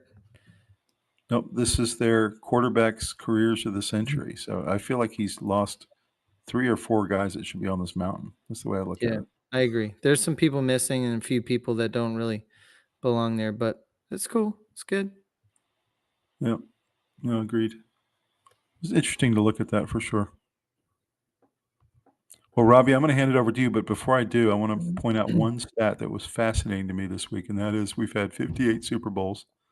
We've had 29 wins for the AFC and 29 wins for the NFC, which just seems totally remarkable to me that these leagues have been that equal when it comes to Super Bowl wins, and that this year they'll actually be a tiebreaker. So what do you think about that? Is that just parity, or what is it that gets us to 29-29 in the Super Bowl era?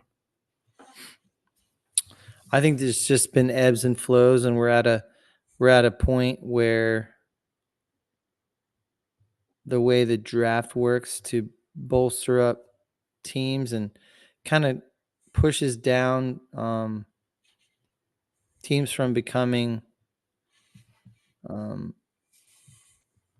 juggernauts, so to speak, and the Chiefs are the exception. Teams will sneak up there, have 1 year, and take a shot at it, and maybe they even win one, and then they disappear, like the Bucks. Occasionally, you'll have a franchise like the Chiefs now, but I think we're headed towards, well, statistically speaking, fewer teams made the playoffs this year for the first time, or new teams than last year. So there was less parity. But generally speaking, this is what the NFL wants. They want parity. They want equality. They want there to be everyone has a fair share and a fair shot at the money, the TV revenue, and the trophies. Well, I think it is super cool that we're 29-29. I think that's just fantastic, and Yeah, it's it's pretty cool. Great for the league that one of the conferences is not so much better than the other. It doesn't feel right when the conferences are really imbalanced. That's right. What did you think of your picture this week? Pretty silly. I like it. I think you got me in the middle of a conversation. So it's one of my better ones. Totally silly pick. What you got for us this week? So there's a couple news pieces that I'll share. Lane Johnson for the Eagles said no matter what, he's not retiring. That's kind of important news. Yeah. And Chiefs were down a lot in third down conversions in the postseason because they were moving the ball so effectively. So I think sometimes statistics can be misleading because they were getting first downs in the first two downs. Right. And not having to go to third. So their conversion rate was lower and the number of third downs they had was lower, but they did well. But I found it interesting that Jalen Hurts throws so much less than Mahomes, but he actually has a higher completion percentage. And that's because he's a full 1,000 yards less throwing, but he throws it fewer times but when he does throw it, his guys are more wide open. So, And it's a uh, lot of safe throws. I mean, he's gonna throw only yeah. when it's really safe, so. And Mahomes has 11 picks and Hurts has 5, Mhm. you know? Yep. So, Hurts has 630 yards rushing. That's significant. Mhm. That's a significant part of the offense. Right. So, Saquon has 13 touchdowns, 2,005 yards rushing. So, pretty impressive. The Eagles were 6th ranked offense, and Chiefs were 10th ranked. So a lot of people thought the Chiefs offense wasn't very good this year, but they were 10th. So they Mhm. weren't too bad. And Chiefs were 15-2, the Eagles were 14-3. If you think about it, this was the game that we really kind of deserved. So, Mhm. It's true. It's but gonna be a there are a good match. bunch of news stories this week. Let's start with Carolina Duke game. It was not a great game, but it was cool to see that the biggest rivalry in college basketball go at it. And what were your thoughts on that game? My thoughts are that the 2 programs that used to be slugging it out for ACC supremacy every year are in a different place right now. It's clear to me Yeah. UNC is definitely down. They lost a couple players last year to the NBA. They do have a couple players that will go to the NBA from this roster, and there's something missing with this team. It's just not very good. They've lost a couple of games this year that they totally should not have lost and wouldn't have in previous years. And they weren't even really competitive in this game against Duke. It's clear to me that Duke is, one of the top 2 or 3 teams in the conference. I'm sorry, in the country. But unfortunately, this game was not very competitive, and it's clear to me the 2 programs are in a different place right now. Yeah, no, it's true. I think Carolina mistakenly thought, well, correctly thought Duke's one of the biggest teams in the country. You know, their guards are 6'7" and 6'9". I mean, that's terrifying. Mhm, Um, and so Carolina said, "So let's go extra small." And they played 4 guards, and their center was 6'8". And they have big guys on Carolina. They went small ball, mhm, and it was a catastrophic error, you know? So, mhm, RJ Davis was their leading scorer with 12 points mhm, and 4 for 11. That's not going to get it done against a team like that. I mean, Cooper Flag went crazy, 21 points. He's 6'9". And he gave him all kinds of problems. He's leading the team in all the categories: blocks, shots, points, rebounds, mhm, assists, you name it. He's leading in every category, and he mhm, did it again. You know, he had 7 assists, 8 rebounds, 3 steals, 2 blocks, 21 points. And some of the plays that really stick out in my head were his stealing the ball, bringing it up, and dishing it, and giving somebody an easy dunk or something. mhm, They have a guy, uh, Con Conupler, mhm. Con Nupler, I think that's how you say it. I couldn't remember how they pronounced it, but Canuple? Is it Canuple? Anyway, he was the top scorer for Duke, and he had all kinds of stats too. But these are 2 freshmen. So when you talk about um, Canuple is 6'7" and Cooper Flag 6'9", those are their guards. Um, you can't go small ball against these guys. They're athletic and they have tremendous wingspans. They're going And to they'll just block you. dunk over you, They'll you know? dunk over you. Yeah, The throwing lanes weren't open because everyone had their hands up and it was just a that's right. nightmare. Mhm, So, you know, Carolina they had to bring in their bigs and give themselves a chance. mhm. So, but you know, 87-70, Carolina hung around, tried to make it respectable. I think Duke could have hit the accelerator anytime they wanted and made it a Rob, bigger. Duke was up 32 points at one point. So No, I this wasn't the competitive. first half was Yeah. completely out of control. I think Carolina kind of steadied the ship a little in the second half, but it wasn't close. So it was a disappointing matchup, but it was really cool to see how good Duke looks. Do you think that Hubert Davis is gonna be able to turn this program around? Do you think that they're in a bad spot? Are they not recruiting well? Is their NIL collective maybe not performing well? All the above. I think Hubert Seems like Shire really has a hold on the ACC right now. Yeah, I think Hubert made a mistake in going small ball. I think that was his call. Bad choice. I think he has some bigs on Carolina that he decided not to use against the bigs of Duke. And nobody knows why, because Duke has athletic bigs. They're gonna be a problem, So, yeah, I think their NIL is questionable. I think they don't have as many good players. I think they're getting out coached. So far, it looks like Shire is the better coach, better young coach. So I don't know. We'll see. Yep. Agreed. Anything else? Anything else about that game? No, I think it's a mismatch this year, clearly. Couple other news pieces. Leonard Hamilton for FSU said he's going to step down at the end of the season. So Doesn't that's surprise another me. passing of the torch. He's Old an school guy, old school guy, doesn't want to deal with NIL and transfer portal anymore. Yep. It's tiresome. Mm-hmm. Not too much on that story, just that it's going to happen. Myles Garrett requesting a trade from the Browns. Interesting. Mm-hmm.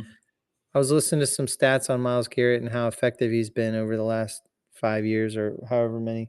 He's been incredible. He's been absolutely incredible, very effective. He's 1 or 2 in every category, and he could help any team the moment he walks in their locker room. All 32 teams in the NFL would want Myles Garrett on their roster, period. Yep. So whoever ends up finding a way to get him, I have to think it will be a contender. He's going to be very discerning when he decides who he goes to, because he is in the stage of his career where he's probably got 2 years left and he wants to win a ring. And so that takes you down to 4 or 5 teams he'd be willing to go to. It can be pretty off-putting when a player wants to leave to go get a ring. But when a player has earned it by hanging in there with a bad team for a long time, you got to tip your hat and say, I get it. And that's kind of where I am with Garrett. I We think reached this point with the Carolina Panthers with Christian McCaffrey. You can talk about every team when they get into rebuilding mode, they're going to lose their big star. And that's just how it is. that's Fans don't like it, but it's reality. And I don't mind it. I think Myles Garrett has earned his opportunity to go try for a championship in his last 2 or 3 years. That's right. He's And going to be a Hall of Famer, by the way. And so if you're a Hall of Famer, you want to go try for a ring at least 1 or 2 seasons. and he's on top of his game, and I'm sure he thinks, I don't know how long I'll be there, so I have to take my shots while I can. Yep. And he's just frustrated, so it's hard to watch every year teams competing for the Super Bowl, and you're not on a team that's going to compete. That's right. Last big story, Luka Anthony Davis trade. What are your thoughts on that? Wow. All I can say is, wow, it's the biggest trade in the NBA probably in about 5 years. And it was a huge kind of reverberation across the NBA landscape. And it's been nothing but discussion this entire week about that trade. Essentially, you're trading a guy who's kind of a Hall of Fame guy for a Hall of Fame guy. And that doesn't happen very often. So, Charles Barkley said he doesn't think it's ever happened. yeah, and so you got what was interesting is the 2 GMs for the Lakers and the Mavericks apparently have been best friends since they were in their early 20s, came up together through the kind of internship program in the NBA from the very beginning, have known each other for a long time, have been friends, were even roommates at one time. And so they think that these 2 guys might have been talking about this for a couple weeks now. So the rub here is that the Lakers, it looks like, are not in a position to win a championship right now with 2 older guys around 40 years old. And so they decided that they needed to go get a young star to pair with LeBron, who's probably got 1 or 2 years left. This is his last shot. So the only really kind of trade bait person they've got is Anthony Davis. And so the Mavericks are looking at Luka, who doesn't play defense, okay? And it's a situation where he's a fantastic offensive player, but to be quite honest, he's been doing load management the last couple seasons. He has not played at all in either of the last 2 preseasons at all. And this year he's on track to play 62 out of 82 games. So he's essentially being load managed. So he's now he has injuries. He has soft tissue injuries. I know. But I'm saying that he has load management issues around injuries, and he's only 26 years old. So you're talking about a guy that they're not sure they're going to be able to get 82 games plus playoff runs out of. So the Mavericks are shipping him off kind of in his prime and getting Anthony Davis, a couple of players, and a first-round pick. So in my opinion, the Mavericks won the trade because they're setting themselves up not only to be competitive this year, but mainly to set themselves up for future runs. Does Luka being paired with LeBron give them a chance this year to make a run in the playoffs? Possibly. But because he doesn't play defense and the Lakers are losing the best defender in the NBA in Anthony Davis, I don't know. I'm not sure how much stronger it makes them. What do you think?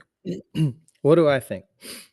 Well, it's interesting. I think Luka has an unbelievable skill of scoring. Some of the best I've ever seen. Not the greatest ever, but like in the top 15, 20 scorers I've seen. But he's out of shape and a little overweight and doesn't take great care of his body and doesn't really work as hard as he should, considering the gifts he's been given. So in this way, I would say this is a win-win situation, because in his current situation where he was in Dallas, a few years ago, you had Rick Carlisle not sign his extension, and nobody could figure out why. And there's a lot of speculation that had to do with Luka and how he just didn't think he could coach somebody who's got that work ethic issue and his weight problems. And his weight problems and his conditioning are significant because not only do they force him to load manage, but they also are creating these. Your body has soft tissue injuries when you're out of shape. Right. He's constantly pulling his calf muscles. He's missing tons and tons of games. And so he's a gamble. And he's not working out well in Dallas on some levels. I mean, you could say, yeah, but he made the finals last year. He sure did. But his team didn't have enough defense to compete. And you can't rely on Luka to always be there. So you need a good team around him to pick up the slack when he goes out with his pulled calf muscles. So what I would say is Anthony Davis is an all-star, incredible defender, incredible offensive player, and he's going to help Dallas right now. And he's a better fit with Kyrie. Okay? So he can help Dallas immediately. He's had some injury issues, but there you go. I mean, generally speaking, he's a pretty healthy player overall, kind of. Luka, I think, will benefit greatly from going and playing with LeBron, who takes great care of his body and really insists upon that from the people around him. And so while that might not be a great trade for this year for the Lakers, I think an off season with LeBron and him understanding what it takes to have the physique LeBron has might really rub off well on Luka and get him going in the right direction with his work ethic. There was one other thing you didn't mention, and I agree with everything you said, and that is that the Mavericks have a new owner, and that's Sheldon Adelson. And he is very much about building for the future. And he looked at a team that almost won the NBA Finals last year, but was totally outclassed. Yeah. And he's looking at the situation where this next offseason, Luka is going to be owed the super max, Yep. which is a $500 million commitment. $500 million. Yeah. And so I think he had a lot of talks over the last couple of weeks with his management team and decided that he was not willing to commit that to Luka after the load management issues, the injuries, and his inability to play defense. He just doesn't play defense. He doesn't. I know. And so you have to overcome him out there on the defensive end. He's a total liability on the defense. Yeah. So I think Adelson and that front office decided, instead of paying the $500 million supermax, let's get everything we can for him, including a first-round pick. Yeah, and that's thinking about the future when you get a first-round pick. That's right. That's right. So I think when I look at this, I understand why the Lakers are taking a home run swing, because LeBron is about to retire. But I think in the end, Mavericks are going to win this trade. I think they're counting on LeBron to be able to work on Luka's work ethic. Luka's young. He can still turn it around. But I will say, if Luka doesn't find the right situation to create a little fire under him and some fresh work ethic habits, then he'll never reach his potential. He'll always be an injury-prone player, and he'll never really kind of get there. But if LeBron turns him on to working out really hard in the off season and caring about what he eats and watching alcohol and all those other things. I don't know exactly why he's so out of shape, but people around him do. But if you put him in with somebody like LeBron, who is always worrying about his physique and kind of Yep. staying in shape, that limits your injuries when you're in shape. So True.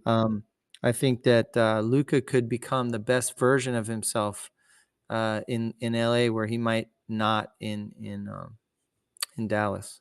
No So question. I think it's a win-win. I really do. I think it helped both teams on some levels, and I think it helped point Luka in a future of better work ethic, and in which case he might end up being a lot better off. So in that way, LeBron becomes his mentor. Yeah. And that Yep. might be good for him. It's good Might be good. reasoning. Yeah. I Yeah. like that. Anyway, it's pretty cool. There's some strange prop bets for the Super Bowl. Um, there's the national anthem, how long it takes, how long it's going to go for. There's the Gatorade bath, what color it's going to be. So that's funny. Prop bets. There's is there going to be cleavage in the halftime show? So that's crazy. Yeah. Did you? Which And celebrities? Huh? you can also bet the over under on how many times Taylor Swift's going to be shown in the box. Yep. The I think it's over celebrities. under. I think it's 10 is the over under on Taylor Swift. There's different ones with celebrities. Who's going to be shown first? Which celebrities are going to be shown, etc. There's the coin toss, which is simple. Who wins it.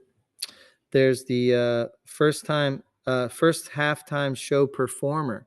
So they know who all the performers are going to be, but you can bet on which ones play first. And will the announcers discuss the spread is one that's real popular. So a lot of funny things there. Wow. Just some strange prop bets. Keep it going. Keep an eye on that at home.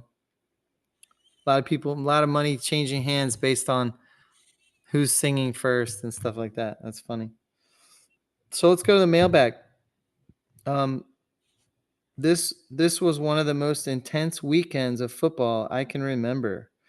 That was from our NFL and our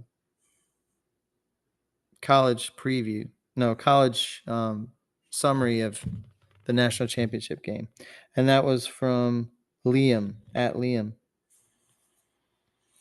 That's great, Liam. Yeah, I totally agree. What an incredible game that was. What an incredible run up of that college football playoff. We had so much fun covering that and really awesome stuff. And I'm really excited about next year. I think it's just going to get better and better. College football is really in a position now to grow even exponentially beyond where it is.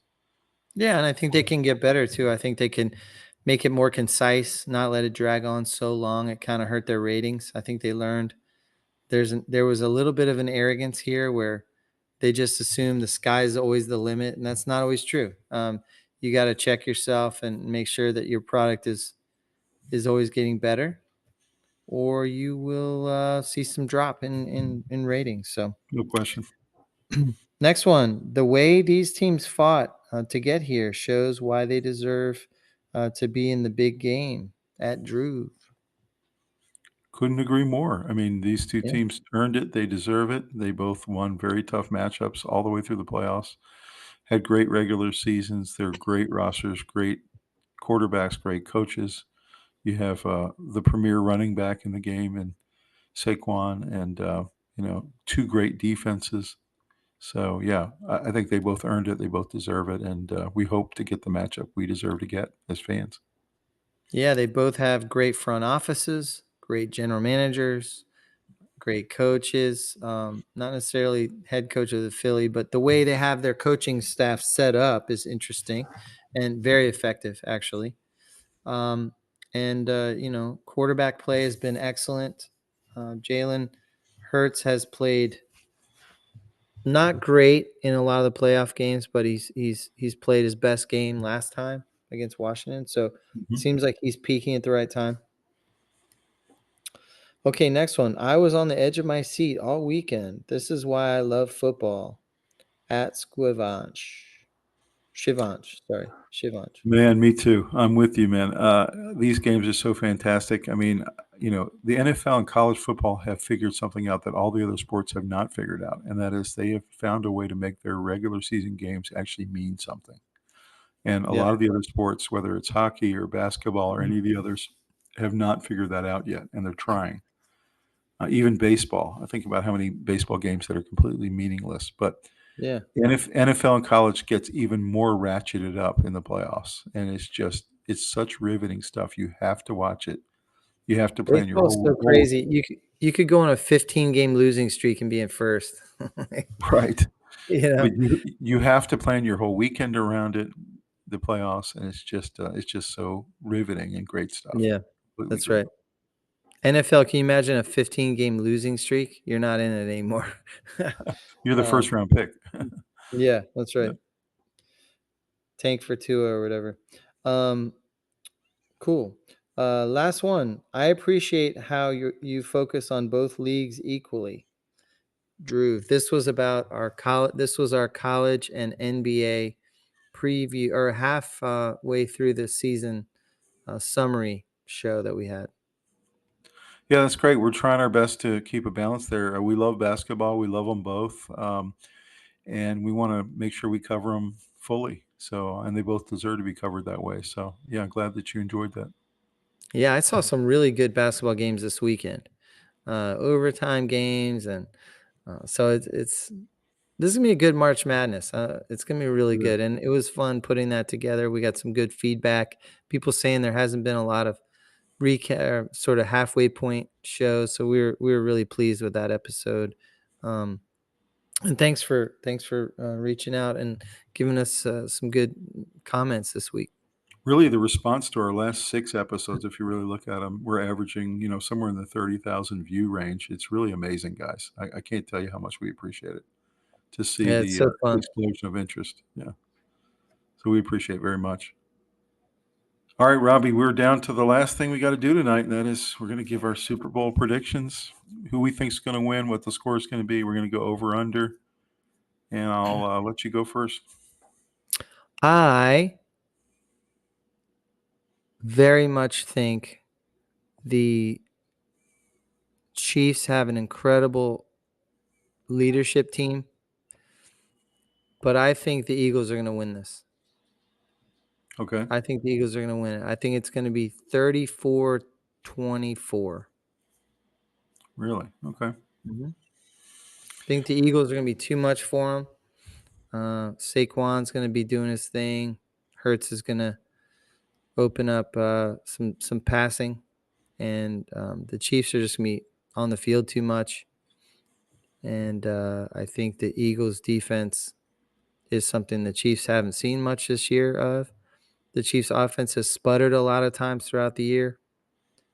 So I think the Eagles are going to put it to them. So I am the opposite, which is great for this show. I think the Yeah. Chiefs will win. I think they're going to win just like they did last year, around 31-27. I think there'll be quarters where there's not much scoring and both defenses are imposing. And then I think there are going to be other quarters where we're going to see some fireworks. And sometimes those fireworks will be around turnovers that happen. And I think the reason the Chiefs are going to win is Hurts is going to make one or two more mistakes than Mahomes does. And I think that'll come out of pressure. It'll come out of a weird fumble, or maybe even Saquon has a fumble, or Devontae Smith, someone like that. And I think the Chiefs will get it done. I think they always do. They always find a way to win. They have way better coaching. Their schemes are better. And I think in the end, Mahomes likely will be down 3 points with about 3 minutes left. They'll hand him the ball, and he'll do an epic drive for a touchdown with a throw to Kelsey for a touchdown. I do think 31-27 that Chiefs. the Eagles are probably not going to win a super close one because Mahomes will get the ball and score. So I think they know they've got to open it up, and I think they're going to do it. I think this roster is so good that they're just going to be too much of a handful. There's no reprieve. There's I no will not be shocked if the Eagles win at all. I think it's going to be a very close game.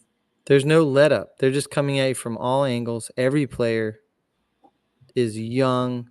The last 3 drafts, the Eagles have hit home run after home run after home run. Almost, 80% of their starters or something crazy is from the last 3 drafts, and added free agents. So they've completely retooled their team, and they are young and hungry. They've got a couple of veterans sprinkled in, but they are a young, healthy team that's just stacked. It is a stacked roster. I think this And is what Andy Reid and Mahomes and Kelsey and all of these guys live for. They live for this game every single year. I agree. What they live for. No question. And if it's close, I got to tip my hat and say I think the Chiefs will find a way to win it. But I don't think it's going to be within that three points. I think the Eagles got to get them off balance, got to score quick, got to get a lead, throw them out of sync, make them do things they don't want to do. We They don't talked run the about ball, so they're real predictable throwing. we talked about the 8 keys for both teams. All of them are important, but there's a couple that are really important. And the first one is, can you stop Saquon Barkley or not? And when I say stop, you're not going to completely stop him. But if you hold him to No. 110 yards, that's a really good defensive game. So if they can do that, then they're going to win. And if they win the turnover battle, they're going to win. The turnover I agree battle with is probably turnover the most battle for important. sure. Yeah, it's probably the most I important stat in the game. Yeah. If they force Hurts into 1 or 2 bad picks, it's going to be a really long day He for the doesn't Eagles. make that many mistakes. He only has 5 picks on the season. He doesn't. You're right. It could be anything. It could be just like against the Bills last week, where you had the play across the middle and the guy gets stripped right at the last minute, or it might even be Hurts' fault. He may throw a perfect ball, or it may get tipped or something. It's just all kinds of things can happen against that defense that's kind of ball hawking. It is going to be interesting how like Karlaftis and those guys deal with Saquon. True. Well, guys, thank you so much for joining tonight. Please like this video, subscribe to the channel. We hope you absolutely love the Super Bowl. Have a great time with your families. Get those finger foods out. I love those commercials. And we will see you again next week to talk about the game. We have a weekend recap on Monday, and then we're going to have our Super Bowl breakdown show. We're going to actually break down all the aspects of the game and all the different angles of the game. So look forward to that next week. And thanks very much for subscribing. And we'll see you guys next time on the Sports Guys. Have a great one. Take care.